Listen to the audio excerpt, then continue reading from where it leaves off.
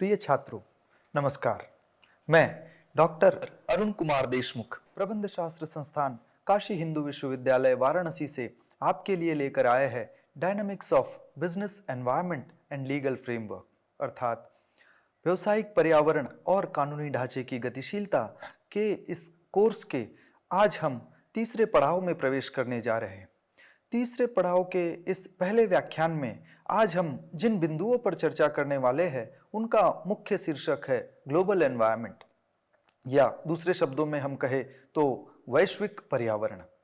मित्रों, वैश्विक पर्यावरण को समझने की आवश्यकता क्यों है, यह बताना अनावश्यक इसलिए है क्योंकि आज के परिदृश्य में हम अधिकांश बिजनेस और हमारा अधिकांश समय ऐसे पर्यावरण में या ऐसे वातावरण में व्यतीत हो रहा है जिसमें हम लोग चाहे अनचाहे किसी न किसी रूप में वैश्विक परिदृश्य से दो दो हाथ होते हैं। आइए इसी व्याख्यान में हम आज जो सीखने जा रहे हैं उसमें सबसे पहले हम बात करेंगे ग्लोबलाइजेशन क्या है, इसका परिचय। इसके बाद हम बात करेंगे इसकी कुछ की एस्पेक्ट्स की। इसके बाद हम चर्चा करेंगे globalisation in the context of business environment के संदर्भ में ग्लोबलाइजेशन का क्या तात्पर्य है, और इसका समापन हम करेंगे एडवांटेजेस और डिसएडवांटेजेस के साथ। साथ ही हम बात करेंगे कुछ कॉम्पिटिटिव एडवांटेजेस की जो ग्लोबलाइजेशन हमें देता है, जो ग्लोबलाइजेशन व्यवसाय को देता है। इसी के साथ अब हम हम इस कोर्स के व्याख्यान के प्रथम चरण में प्रवेश करने जा रहे हैं। इस स्लाइड को यदि आप पढ़ें तो आप पाएंगे जो इसमें हमने लिखा है, हो सकता है कुछ बातें आपके लिए एप्लीकेबल न भी हो, लेकिन आप इससे जरूर सरोकार रखते होंगे। उदाहरण के लिए हम कहते हैं कि हम एक ऐसे ग्लोबल मार्केट प्लेस में रहते हैं जहां पर हम हो सकता है कि इस क्लास को अटेंड करने के लिए एक ऐसी कुर्सी पर बैठे हो जो कुर्सी हमें ब्राजील से मिली हो, ब्राजील से हमने खरीदी हो। एक ऐसी डेस्क को हम यूज कर रहे हैं जो डेनमार्क से आई हो सकता है हमने एक फर्नीचर लिया हो अपने घर पे जो आइकिया से आया हो। ठीक इसी तरह से स्वीडन से हमने आइकिया नामक फर्नीचर रिटेलर से हमने कुछ खरीदा हो। ठीक इसी प्रकार हम जो कंप्यूटर इस कक्षा को अटेंड करने के लिए इस्तेमाल कर रहे हैं वह कंप्यूटर हमारा जो IBM का हो सकता है, वह कहीं ना कहीं ताइवान में बना हो। ठीक इसी तरह से हम बात करें कि एक लैपटॉप हो सकता है जिसको हम यूज कर रहे हैं वो एसर कंपनी ने बनाया है और वो ताइवान से आता है।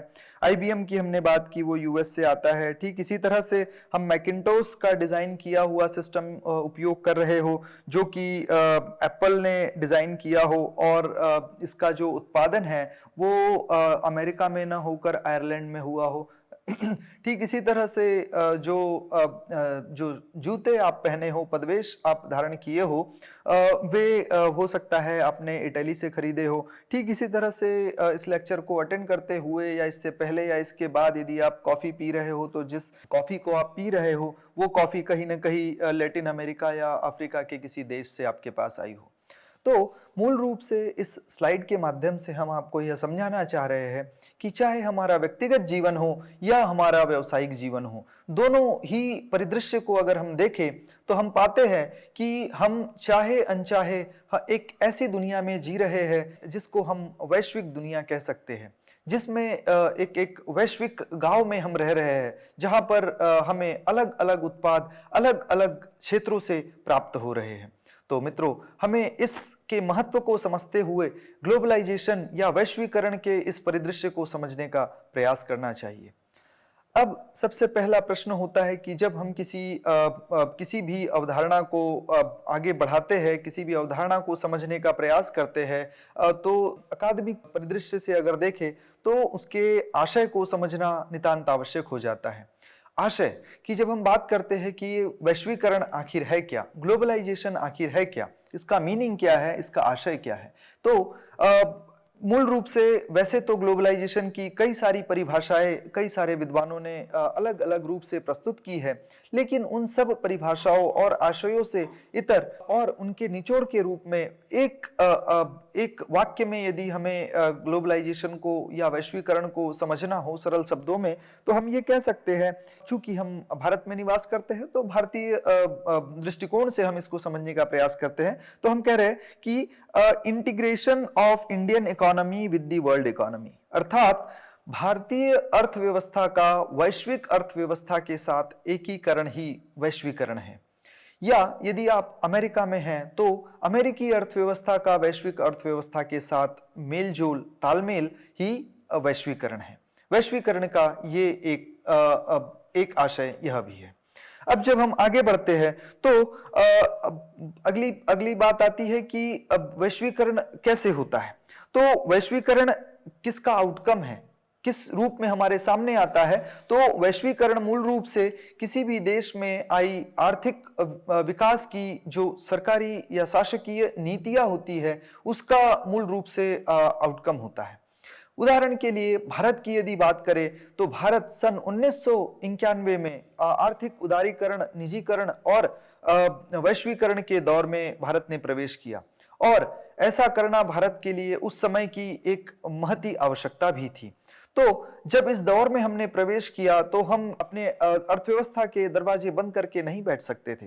तो इसी दौर में हमने कुछ प्रयास किए, और उन प्रयासों में हमने मूल रूप से कुछ लिंक्स स्थापित किए कि दुनिया में क्या हो रहा है और भारत में वह किस प्रकार घटित हो रहा है। जो दुनिया में घटित हो रहा है वह हमें किस प्रकार प्रभावित कर रहा है, और जो भारत में हो रहा है वह दुनिया के अन्य देशों में हो रही घटनाओं को किस प्रकार प्रभावित कर रहा है। ठीक इसी प्रकार हम बात करते हैं कि ये एक आउटकम है उन सब पॉलिसीज का जिनका उद्देश्य होता है विश्व को आपस में जोड़ने का, विश्व को आपस में एकीकृत करने का। तो इससे हम समझ सकते हैं कि ग्लोबलाइजेशन या वैश्वीकरण और कुछ नहीं बल्कि वैश्विक अर्थव्यवस्था का एकीकरण है। एकीकरण किन्हीं रूपों में भी हो सकता है, किंतु जब हम व्यवसायिक परिदृश्य से इसको समझने का प्रयास करते हैं, जब हम इसको व्यवसायिक दृष्टिकोण से समझने का प्रयास करते हैं, तो हम पाते हैं कि सबसे महत्वपूर्ण बिंदु जो ग्लोबलाइजेशन या वैश्वीकरण में सामने आता है वह आर्थिक पहलू है। इसके अलावा अन्य पहलू भी है जिनकी चर्चा हम आगामी स्लाइड्स में करने जा रहे हैं। इससे पहले कि हम आगे बढ़े, हमें इसके ऐतिहासिक परिदृश्य को समझना भी आवश्यक है। क्या ग्लोबलाइजेशन 1991 में ही आया, जैसा कि हमने कहा कि भारत सरकार ने अपनी आर्थिक नीतियों को उदार किया, निजीकरण को लाया, वैश्वीकरण के कॉन्सेप्ट, वैश्वीकरण के अवधारणा को लेकर के आए। तो क्या 1991 में ही भारत ने उदारीकरण या वैश्वीकरण की बात की? तो मूल रूप से जब हम पाते हैं तो निस्संदेह हमारे आजादी प्राप्त होने के बाद, भारत के स्वतंत्र होने के बाद सबसे पहला आर्थिक सुधार जो देखने को मिला वह 1991 में था। और आजादी प्राप्त होने के बाद कहीं ना कहीं हम लोग जेनोफोबिक थे, कहीं ना कहीं हम बाहरी ताकतों से कुछ सहमे हुए थे, क्योंकि हमने लगभग 2000 वर्षों की स्वतंत्रता की लड़ाई को लड़ा था और उसके बाद उस स्वतंत्रता को प्राप्त किया था। इसलिए हम कहीं ना कहीं इस बात को लेके सशंकित थे कि कहीं आगे फिर से कोई आर्थिक ताकत हम पर हमारी स्वतंत्रता को की अक्षुण्णता को प्रभावित न कर दे। तो मूल रूप से अगर ऐतिहासिक रूप से देखें तो भारत हमेशा से एक वैश्विक देश रहा है। यदि स्वतंत्रता से पहले की बात करें तो भारत मुझे लगता है कि पूरे विश्व व्यापार का एक महत्वपूर्ण केंद्र हुआ करता था। और यह हम इसलिए नहीं कह रहे हैं क्योंकि हम इसके निवासी हैं, बल्कि आप इसके इतिहास को उठा करके देखिए तो मूल रूप से जब हम इसके स्वतंत्रता संग्राम के जो संघर्ष है उसकी यात्रा को देखते हैं तो हम पाते हैं कि लगभग 2000 वर्षों से भी अधिक की संघर्ष यात्रा भारत ने देखी। तो उससे यह सिद्ध होता है कि यहाँ पर शक, हूण और वहां से लेकर के मुगल और ब्रिटिश शासन तक जितने भी आक्रांता आए तो कहीं ना कहीं हमारे देश की सीमाएं उनके लिए खुली हुई थी, इसीलिए वे आए।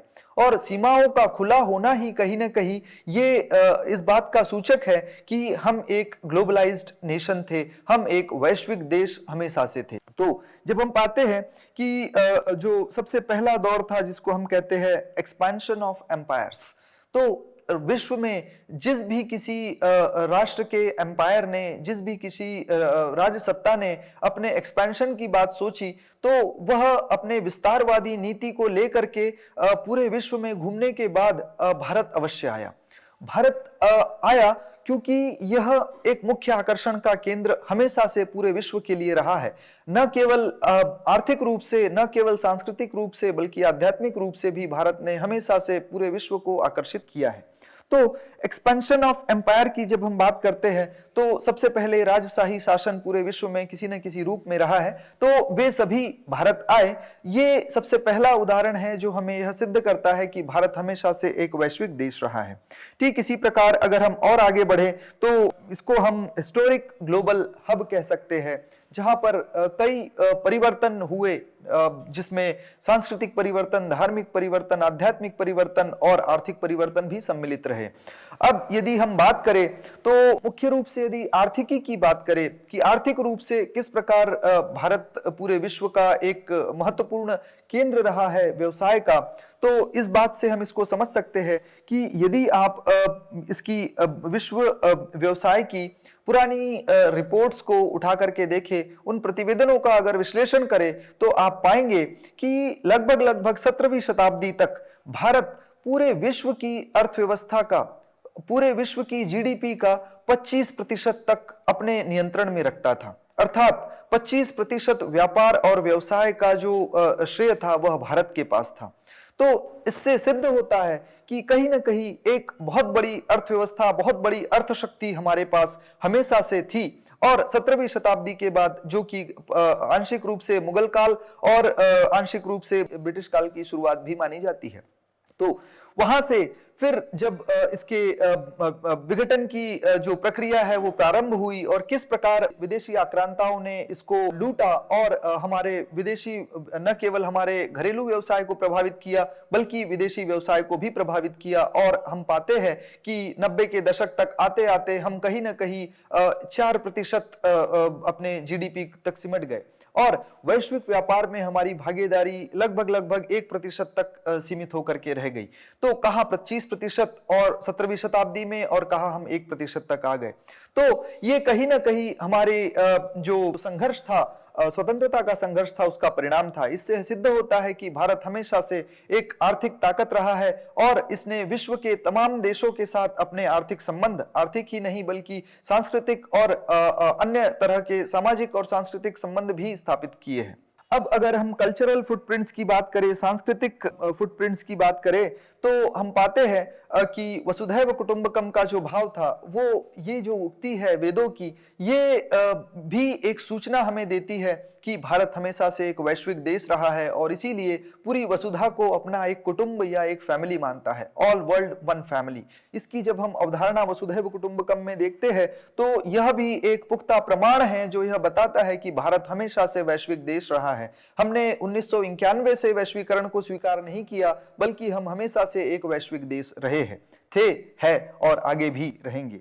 तो मूल रूप से इसके प्रमाण यदि हम देखना चाहे तो हेन सैंग जो एक अमेरिकी यात्री था जो भारत आया हर्षवर्धन के शासनकाल में, तो उसने कई वर्षों तक भारत में रहने के बाद जो तक्षशिला और अन्य गुरुकुलों में गया, तमाम देश में घूमा और उसके बाद उसने अपने कुछ संस्मरण लिखे। तो उन संस्मरणों में जो संस्मरणों का सार है वह यह कहता है कि भारत बड़ा ही समृद्ध देश था और भारत न केवल एक समृद्ध देश था बल्कि इसने कभी भी किसी भी देश पर आक्रमण किए बिना सांस्कृतिक रूप से हमेशा पूरे विश्व पर शासन किया है। और चूंकि वो चीन से था तो चीन पर भी वह भारत के शासन, सांस्कृतिक शासन की बात को स्वीकार करता है कि लगभग हजारों वर्षों तक भारत ने सांस्कृतिक रूप से चीन का मार्गदर्शन किया है। बुद्ध धर्म उसका एक बहुत बड़ा उदाहरण है। वह स्वयं भी बुद्ध धर्म से बहुत प्रभावित था और इसलिए उसने उस सांस्कृतिक विनिमय की बात को बड़े खुले दिल से स्वीकार किया। यद्यपि कुछ इतिहासकार उनकी बात को, हेन सैंग की बात को नकारते हैं। उनका कहना है कि वह स्वयं एक बुद्धिस्ट फिलॉसफी से प्रभावित था, इस नाते उसकी जो उद्गार थे वह कहीं ना कहीं बायस्ड थे या कहीं ना कहीं उसका झुकाव भारत की तरफ अधिक था, इस वजह से उसको अधिक सरोकार नहीं रखते हैं। किंतु उसको नकारा नहीं जा सकता, जो इतिहास के पन्ने हैं उसको नकारा नहीं जा सकता। आगे हम बात करते हैं जर्मन फिलोसोफर की, जो मार्क ट्वेन हुए हैं। उन्होंने भी भारत के विषय में तमाम बातें कही है और भारत के वैश्विक होने की बात को स्वीकार किया है। तो हमने हर पहलू से देखने का प्रयास किया ऐतिहासिक रूप से कि किस तरह से भारत ने अपने अलग अलग क्षेत्रों में वैश्विक होने के प्रमाण प्रस्तुत किए थे। और आगे जब हम बड़े सामाजिक और सांस्कृतिक एक्सचेंज की, तो कहीं ना कहीं भारत ने हमेशा से एक सॉफ्ट पावर का काम किया है। हमने युद्ध आगे होकर के कभी किसी देश को युद्ध के लिए ललकारा नहीं है, किंतु जब भी किसी ने हमें चुनौती दी है तो हमने उस चुनौती को स्वीकार किया और उसका प्रत्युत्तर दिया। तो यह हमारे सॉफ्ट पावर को दिखाता है और यही सॉफ्ट पावर है जिसके चलते भारत आज वैश्विक अर्थव्यवस्था में, वैश्विक परिदृश्य में अपना एक महत्वपूर्ण स्थान रखता है। ठीक इसी प्रकार सॉफ्ट पावर से अब भारत अपने वैश्विक परिदृश्य में अपनी स्थिति को और मजबूत बनाते हुए स्मार्ट पावर की तरफ आगे बढ़ रहा है। स्मार्ट पावर हार्ड पावर और सॉफ्ट पावर का वह सम्मिश्रण है जहां पर जब आवश्यकता होती है तो हम युद्ध का सहारा लेकर के अपनी बात को मनवाते हैं और जहां पर आवश्यकता होती है वहां पर हमारे कूटनीति से हम अपनी बातों को मनवाते हैं। तो मूल रूप से इससे सिद्ध होता है कि हमने किस प्रकार ऐतिहासिक रूप से भारत ने अपने आर्थिकी ही नहीं, सांस्कृतिक, सामाजिक और सॉफ्ट और स्मार्ट पावर के बल पर वैश्विक होने के प्रमाण ऐतिहासिक रूप से प्रस्तुत किए हैं। ये हमारा इसका ग्लोबलाइजेशन का ऐतिहासिक पर्सपेक्टिव। अब हम आगे बढ़ते हैं तो हम पाते हैं कि इसके ग्लोबलाइजेशन के कुछ मुख्य पहलू हैं। उन मुख्य पहलुओं में हम जिन 5 मुख्य पहलुओं की चर्चा करने जा रहे हैं उनमें सबसे पहला पहलू है आर्थिक पहलू। जैसा कि हमने कहा कि आर्थिक एकीकरण को मूल रूप से ग्लोबलाइजेशन के रूप में देखा जाता है, यद्यपि यह एक संकुचित आशय होगा, किंतु फिर भी इसको यह समझना कि ग्लोबलाइजेशन संस्कृति का विनिमय ग्लोबलाइजेशन है या सामाजिक या सांस्कृतिक विनिमय ग्लोबलाइजेशन है, तो केवल वह भी अधूरा होगा। इसलिए हर तरीके का विनिमय जो राष्ट्रों के बीच में हो सकता है वह उसके ग्लोबल होने के, वह उसके वैश्विक होने के प्रमाण प्रस्तुत करता है। तो सबसे पहले हम आर्थिक ग्लोबलाइजेशन की बात करते हैं। इकोनॉमिक ग्लोबलाइजेशन अर्थात वैश्विक अर्थव्यवस्था के साथ किसी देश का एकीकरण हो जाना इकोनॉमिक ग्लोबलाइजेशन बताता है। इसकी शुरुआत छोटे छोटे कदमों से होती है कि कोई वहां पर किसी भी देश में चलने वाले व्यवसाय जब एक्सपोर्ट या इंपोर्ट करना प्रारंभ करते हैं तो वे कहीं ना कहीं अपने पहले पग को आगे बढ़ाते हैं कि कैसे वे ग्लोबल हो जाए, और वह एक्सपोर्ट इंपोर्ट आगे बढ़ते बढ़ते कहीं ना कहीं व्यवसाय का विस्तार के रूप में सामने आता है और फिर 2 देशों के बीच में कंपनीज, लेबर्स का आदान प्रदान और तमाम तरह के आदान प्रदान प्रारंभ होते हैं और उस आदान प्रदान की प्रक्रिया में अर्थ का आदान प्रदान प्रारंभ होता है और 2 देशों के बीच में कहीं ना कहीं एक सहसंबंध स्थापित होता है। तो यह आर्थिक ग्लोबलाइजेशन का एक बहुत बड़ा उदाहरण। आर्थिक ग्लोबलाइजेशन या वैश्वीकरण की जब हम बात करते हैं तो आज कोई भी देश यह नहीं कह सकता कि हमने जो भी राष्ट्रीय आय अर्जित की है वह विशुद्ध रूप से हमारे अपने प्रयासों, घरेलू प्रयासों से ही अर्जित है। इसमें विदेशी व्यापार का बड़ा महत्वपूर्ण योगदान होता है, इसलिए उसको भी नकारा नहीं जा सकता। ठीक इसी प्रकार जब हम आगे बढ़ते हैं, अगले पहलू की बात करते हैं तो हम कल्चरल ग्लोबलाइजेशन की बात करते हैं। कल्चरल ग्लोबलाइजेशन अर्थात सांस्कृतिक वैश्वीकरण। सांस्कृतिक वैश्वीकरण उस पहलू को कहते हैं जिसमें 2 या अधिक देशों के बीच में सांस्कृतिक आदान प्रदान होते हैं। संस्कृति मूल रूप से भाषा से बनती है, संस्कृति मूल रूप से वहाँ के लोगों से बनती है, वहाँ के कस्टम्स, ट्रेडिशंस, वहाँ के रीति रिवाज, परंपराएं और वहाँ के लोगों के जो मूल्य होते हैं उनसे मिलकर के हमारी संस्कृति निर्मित होती है। तो भारतीय मूल्यों का वैश्विक होना और वैश्विक मूल्यों का भारत में आना, यह आदान प्रदान कहीं ना कहीं कल्चरल ग्लोबलाइजेशन को इंगित करता है। आगे बढ़ते हैं पॉलिटिकल ग्लोबलाइजेशन की तरफ। पॉलिटिकल ग्लोबलाइजेशन उस अवस्था को हम कह सकते हैं जिसमें कि इंटर गवर्नमेंटल एक्सचेंज प्रारंभ होते हैं, जब सरकारों के भेद समाप्त हो जाए। उदाहरण के लिए हम यूरोपियन यूनियन की बात करते हैं। यूरोपियन यूनियन या यूरोपियन इकोनॉमिक कम्युनिटी जिसको कहा जाता था, तो वहां पर लगभग इकोनॉमिक इंटीग्रेशन के उस उच्चतम अवस्था तक वे लोग पहुंच गए हैं और अगली जो अवस्था है वो पॉलिटिकल ग्लोबलाइजेशन की है, पॉलिटिकल इंटीग्रेशन की है, जिसमें कि वे सारे देश जो उस इकोनॉमिक यूनियन, यूरोपियन यूनियन का अंग है, उसके घटक है, वे सभी एक कानून को मानेंगे, वे सभी एक राजसत्ता को मानेंगे। तो जब इस तरह की स्थिति निर्मित होगी तो ऐसी स्थिति को हम पॉलिटिकल ग्लोबलाइजेशन की संज्ञा दे सकते हैं। यद्यपि पॉलिटिकल ग्लोबलाइजेशन या राजनीतिक वैश्वीकरण के प्रत्यक्ष प्रमाण विश्व में अभी प्रत्यक्ष रूप से देखने में कम आते हैं। तो यहाँ पर ये तो अभी कहा नहीं जा सकता कि भविष्य में भी नहीं होंगे, लेकिन अभी देखने को कम मिलते हैं। आगे हम बात करते हैं टेक्नोलॉजिकल ग्लोबलाइजेशन की, जो चौथे नंबर पे चौथा पहलू है। टेक्नोलॉजिकल ग्लोबलाइजेशन या प्रौद्योगिकी या तकनीकी वैश्वीकरण की जब हम बात करते हैं तो जो भी तकनीकी या प्रौद्योगिकी अन्य देशों में विकसित हो रही है उसका लाभ भारत ले रहा है, भारत में बनने वाली प्रौद्योगिकी का लाभ अन्य देश ले रहे हैं। यह कहीं ना कहीं ये आदान प्रदान जो है हमें यह बताता है कि किस तरह से पूरा विश्व अन्यान्य रूप से एक दूसरे पर आश्रित हो गया है। कोरोना या कोविड-19 के समय में हमने इसको और भी अच्छे से देखा कि किस प्रकार एक वैक्सीन जो यूरोप में बनी और हमारे भारत में उसका उपयोग हुआ, एक वैक्सीन जो रूस में बनी और उसका उपयोग भारत में हुआ, और उपयोग ही नहीं हुआ बल्कि उसका आविष्कार तो यूरोप ने किया, आविष्कार तो यूरोपियन देशों ने किया, रूस ने किया, लेकिन उसका बड़े पैमाने पर जो उत्पादन हुआ वो भारत में हुआ। तो इससे हम समझ सकते हैं कि कैसे विश्व के समूचे देश एक दूसरे पे संबंधित है। और यह जो टेक्नोलॉजी है, यह जो आविष्कार है, कहीं ना कहीं ये एक दूसरे पे निर्भरता से हमको मिलते हैं। कोई आविष्कार करने में अपनी महारत रखता है, कोई देश आविष्कारों में अपनी महारत रखता है, तो कोई देश उसके उत्पादन में अपनी महारत रखता है। उदाहरण के लिए भारतवर्ष जो है उत्पादन में अपनी महारत रखता है। टीकों का सबसे अधिक उत्पादन जो यदि किसी देश में होता है तो वह भारतवर्ष है।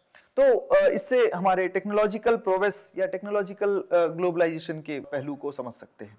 ठीक इसी तरह से जब हम आगे बढ़ते हैं तो हम सोशल ग्लोबलाइजेशन की बात करते हैं, या इसको हम सोशल ग्लोबलाइजेशन भी कह सकते हैं कि किस तरह से विश्व में सामाजिक रूप से आदान प्रदान होता है।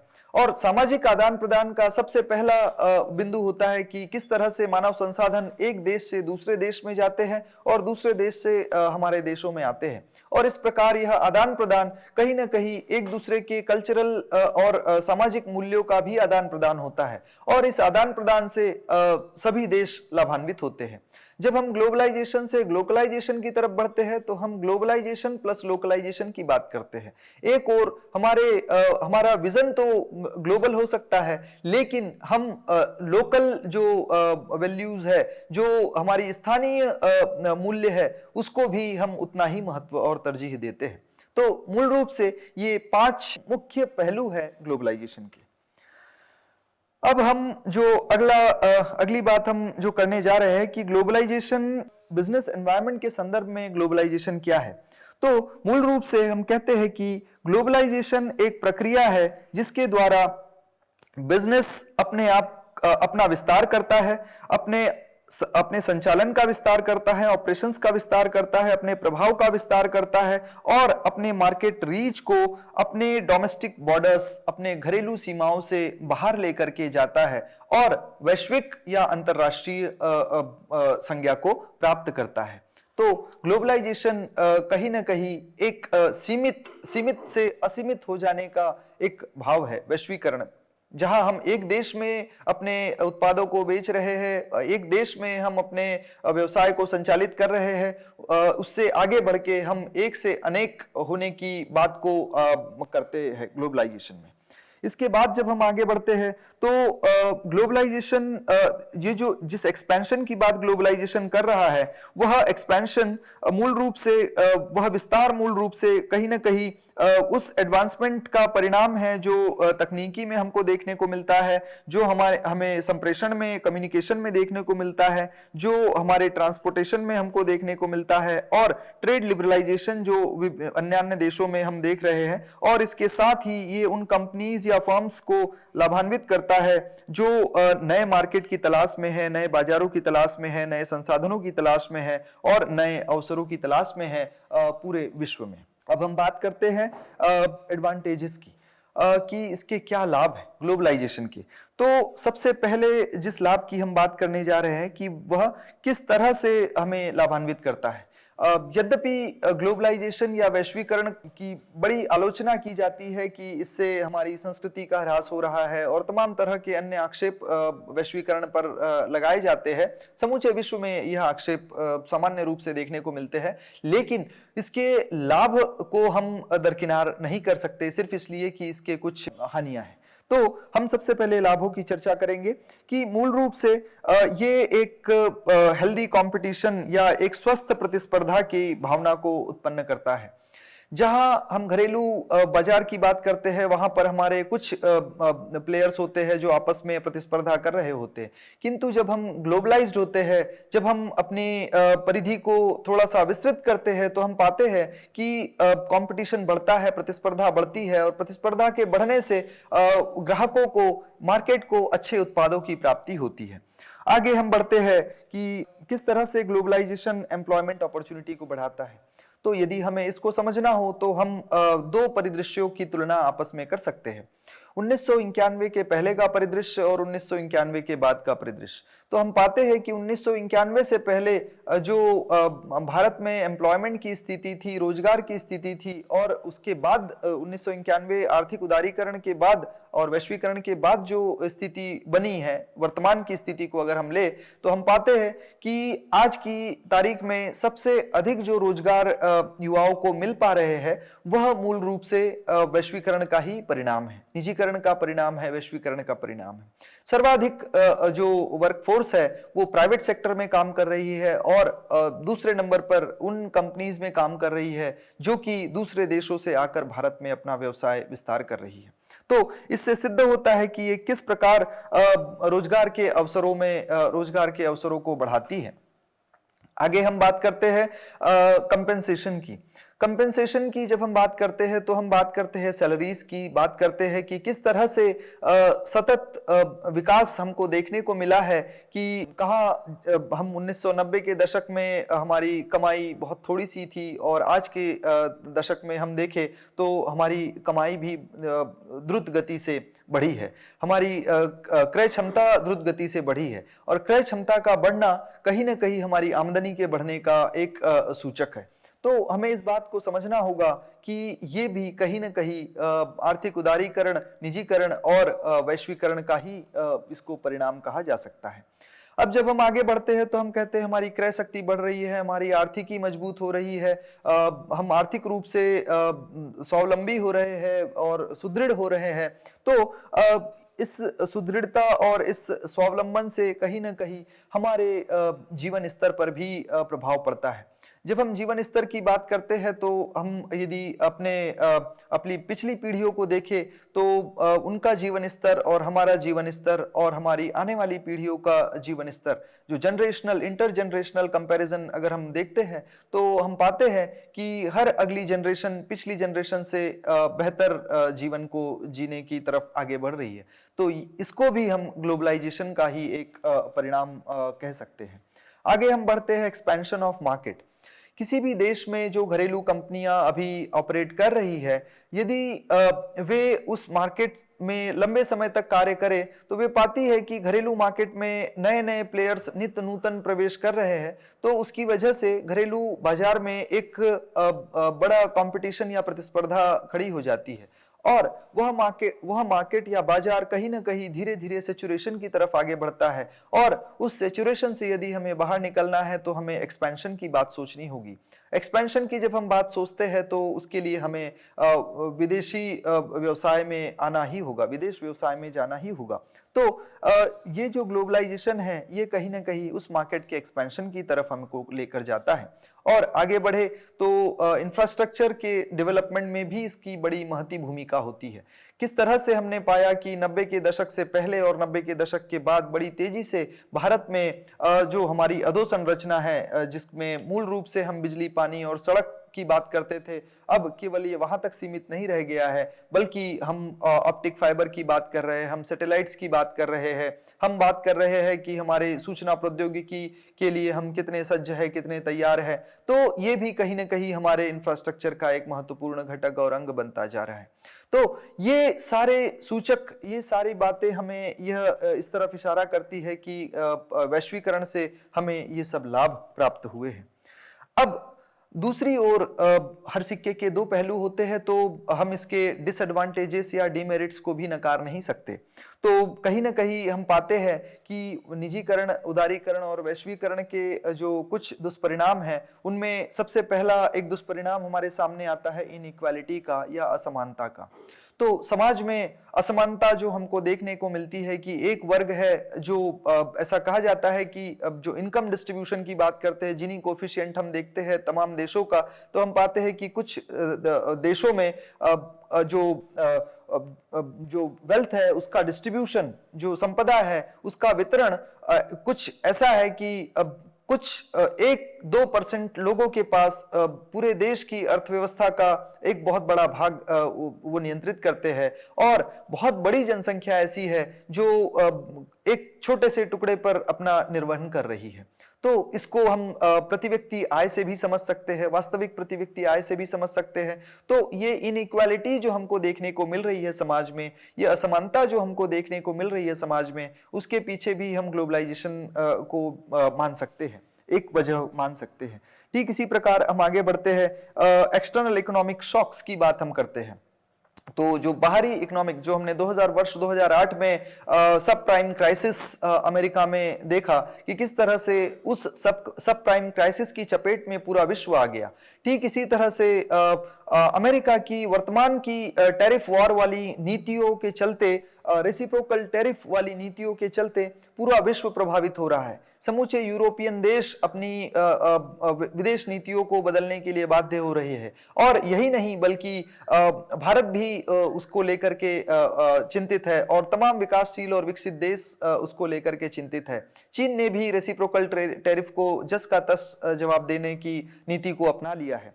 तो इससे हमें समझ में आता है कि किस तरह से वैश्वीकरण से यदि अमेरिका में कुछ होता है तो उसका प्रत्यक्ष या परोक्ष प्रभाव भारत में भी देखने को मिलता है या चीन में भी देखने को मिलता है, और यहां जो कुछ भी होता है उसका प्रभाव वहां पर होता है। तो ये जब इकोनॉमिक इंटरडिपेंडेंस बढ़ता है ग्लोबलाइजेशन की वजह से, तो ये जो एक्सटर्नल इकोनॉमिक शॉक्स है, इसके प्रभाव भी एक दूसरे पर अवश्य पड़ते हैं। तो आर्थिक मंदी, चाहे वो 1930 की आर्थिक मंदी हो, तीसा की the great depression of 1930s हो, या फिर 2008 की सब प्राइम क्राइसिस, या फिर अलग तरह के जितनी भी घटनाएं, आर्थिक घटनाएं हैं, वर्ल्ड ट्रेड सेंटर का हमला हो, वे सारी की सारी घटनाएं समूचे विश्व को प्रभावित किए बिना नहीं रहती। तो ये शॉक्स कहीं ना कहीं नकारात्मक रूप से अन्य अर्थव्यवस्था को भी प्रभावित करते हैं। आगे हम बढ़ते हैं, इन्फ्लेशन अर्थात मुद्रास्फीति। मुद्रास्फीति अर्थात किसी भी करेंसी की वैल्यू का कम होना।